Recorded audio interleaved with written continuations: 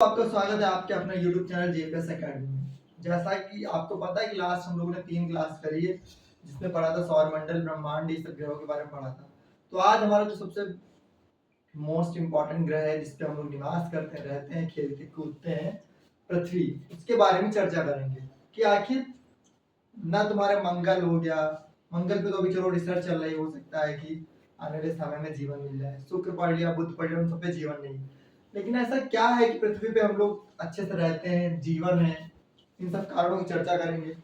ठीक, तो अगर पहला सवाल पूछा जाए आपसे कि पृथ्वी जो है, पृथ्वी पे जीवन क्यों है, तो क्या बताओ बताओ, क्या कारण है कि हम लोग पृथ्वी पे जीवित हैं? ठीक है, बोलो। क्योंकि पृथ्वी पे पेड़ पौधे हैं, पानी है और ऑक्सीजन मतलब ऑक्सीजन सारी गैसेस पाई जाती हैं। हाँ, ये भी सही है। तो पृथ्वी पृथ्वी कैसी है हमारी? सब लोग कहते हैं गोल है, गोल नहीं है। पृथ्वी एक्चुअली ध्रुवों पे क्या है, चपटी हुई है। ये पोल्स होते हैं, तुमको पता है, तो मैं मान लेता हूँ कि ऐसे कर देता हूँ और ये थोड़ा ऐसे हो जाता है।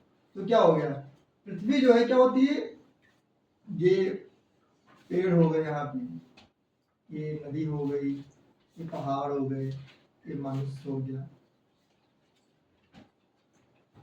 ठीक, और ये 1 2 3 4 कुत्ता बना दिया।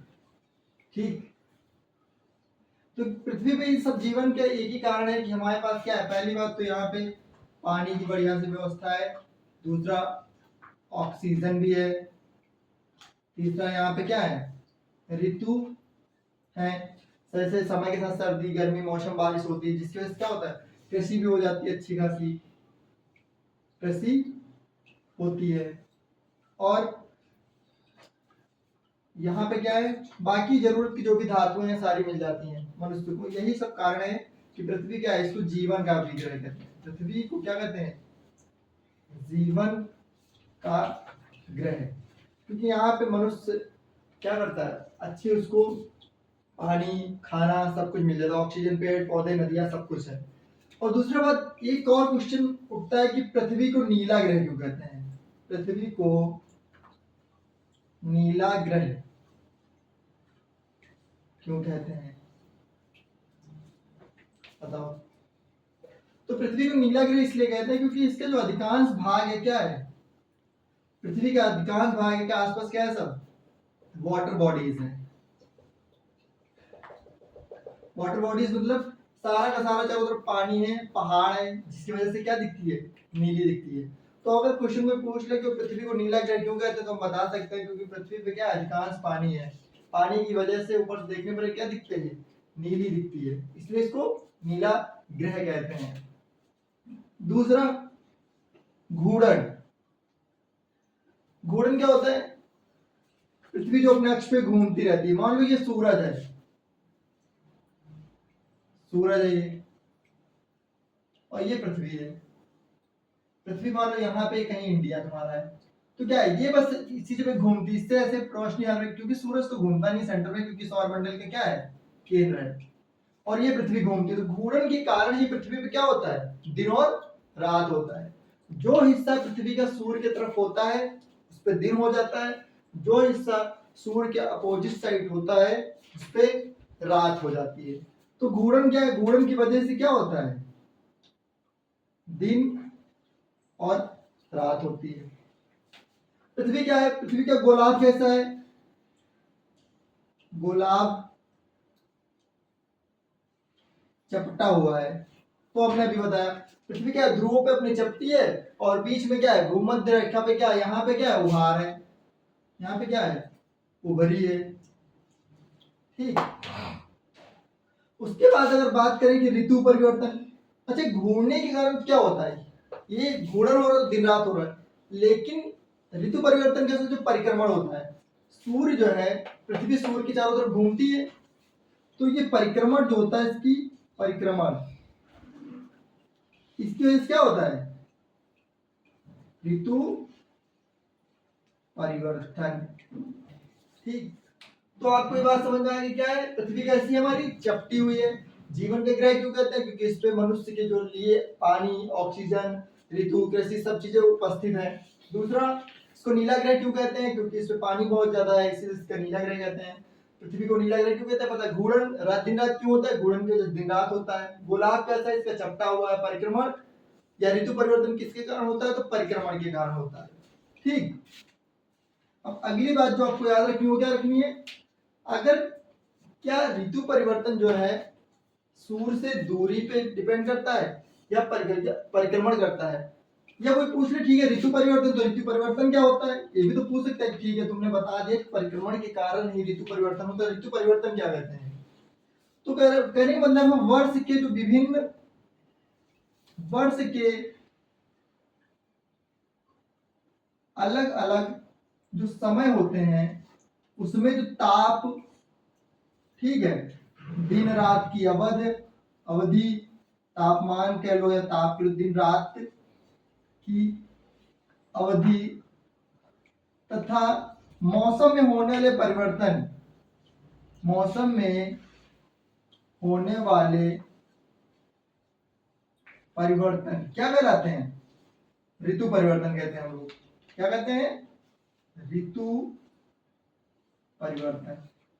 क्योंकि ये भी कोई पूछ सकता है कि ठीक है परिक्रमण के कारण ऋतु परिवर्तन होता है, तो ये बताओ फिर क्या है ऋतु परिवर्तन। तो आप बता सकते हो कि पूरे साल भर में, ठीक है, समय समय पर कि अलग अलग जगहों पर समय समय पर क्या हुआ, उसके तापमान में, दिन रात की अवधि में जो फर्क होता है उसको क्या बोलते हैं, ऋतु परिवर्तन। इतनी बात समझ में आ गई। तो अगला क्वेश्चन बनता है, क्या सूर्य से दूरी होने पे ऋतुएं बदलती हैं या पास आने पर ऋतु बदलती है। तो इसका आंसर है नहीं। क्या आंसर होगा, नहीं। मतलब सूर्य से दूरी होने पर, सूर्य से दूर जाने पर ऋतु क्या होती है, परिवर्तित नहीं होती है। ऑप्शन दे सकता है कि ठीक है कोई बात नहीं, पर जो है ऋतुओं में परिवर्तन परिक्रमा के कारण होता है, लेकिन अगला ऑप्शन दे सकता है कि सूर्य से दूरी बढ़ने पर परिवर्तन होता है, तो ऐसा नहीं होता है। ठीक, आगे देखते हैं।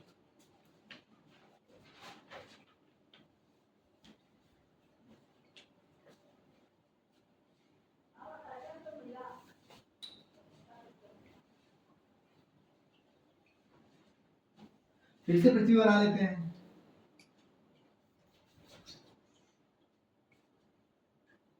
थोड़ा सा ऐसे बना लेते हैं। क्या है, पृथ्वी। ये मान लो हमारा क्या है, सूर्य है, पास पास ज्यादा कुछ हो गया, कोई बात नहीं। बीच में बुध बना लेते हैं, शुक्र बना लेते हैं। ये बहुत तेज का प्रकाश निकल रहा है। ठीक, और ये पृथ्वी के ऊपर बना लेते हैं भैया। ये पेड़ पौधे हमारे हो गए, नदियां हैं, मैं इसमें बना लेता हूँ। ये मनुष्य हो गया, आगे इसकी ऐसे हो गए। ठीक, तो यहाँ पे जीवन है, समझ। तो अगला अगर हमने बताया कि क्या सूर्य से दूरी बढ़ने पर ऋतु में परिवर्तन होता, तो नहीं। अगर ऐसा होता तो पता है अपसौर, उपसौर ये होता है 3 जनवरी को। 3 जनवरी को जो है पृथ्वी सूर्य से सबसे क्या होती है, पास में होती है। लेकिन होता क्या, जनवरी आप जानते हैं ठंडा होता है, तो इससे कोई फर्क नहीं पड़ता है। दूसरा, फिर आता है अपसौर। अपसौर, अपसौर क्या, 4 जुलाई। और क्या होता है, ग्रीष्म ऋतु या वर्षा ऋतु हो रही होती है, 4 जुलाई के आसपास बारिश होने लगती है। तो इसे दूर जाने पर कुछ कुछ खास परिवर्तन तो पड़ा नहीं। ठीक है, तो पूछ लेता है कि ठीक है अब उपसौर कब होता है, तो 3 जनवरी को। अपसौर कब होता है, 4 जुलाई को। और तो पृथ्वी के अंदर हम लोगों ने अगर पढ़ा तो ये देखा कि क्या होती है। अच्छा, दूसरी अभी सबसे मेन बात तो इसकी भूली है, इसका परिक्रमण कितना होता है, घूमती कितने। तो मतलब इसका जो घूर्णन होता है कितना होता है, 23 घंटे 56 मिनट 4 सेकंड। ठीक, घूर्णन जो पृथ्वी का घूर्णन कितना होता है, 23 घंटे 56 मिनट 4 सेकंड इतना होता है। लेकिन अगर पूछ ले कोई कि एक सौर दिवस कितना होता है, सौर दिवस, तो क्या होगा 24 घंटे, ठीक 24 घंटे, 24 घंटे 6 मिनट होता है। और यही 6 मिनट धीरे धीरे जुड़ के क्या बन जाता है, लीप ईयर बना देता है, ठीक है। और लीप ईयर क्या होता है, लीप ईयर में कितने दिन होते हैं, फरवरी कितने की हो जाती है, फरवरी जो है, फरवरी 28 दिन की हो जाती है, सॉरी 29 दिन की हो जाती है। और यही एक दिन क्या होता है, हर 4 साल में क्या होता है, हर 4 ईयर पे एक दिन बढ़ जाता है, ठीक। तो घूर्णन 23 घंटे 56 मिनट 4 सेकंड, सौर दिवस 24 घंटे का होता है, लीप ईयर फरवरी नॉर्मली 24 घंटे। और पूरा एक घूर्णन कितना होता है, अगर पूरी परिक्रमा तो कितना 365 दिन एक साल हम लोग बोलते हैं, वही इससे क्या एक परिक्रमा दिवस है। तो यहां तक हम लोग पृथ्वी की जो बेसिक चीजें थी पढ़ी। अगली क्लास में हम लोग क्या पढ़ेंगे, अक्षांश देशांतर, एकदम बेसिक से पढ़ेंगे। क्लास में आप लोग आ जाइएगा, और ये जो पीछे क्लास वो देखेंगे तभी कनेक्शन बनेगा। और अगली क्लास में हम लोग अक्षांश पढ़ेंगे, देशांतर पढ़ेंगे, फिर धीरे धीरे पहुंचेंगे किस पे, वायुमंडल अपना। और इस तरीके से ज्योग्राफी क्लास चलती रहेगी। आप लोग क्लास को शेयर करते रहिए, वीडियो को कमेंट करके बताइए कैसी लगी क्लास। जय हिंद।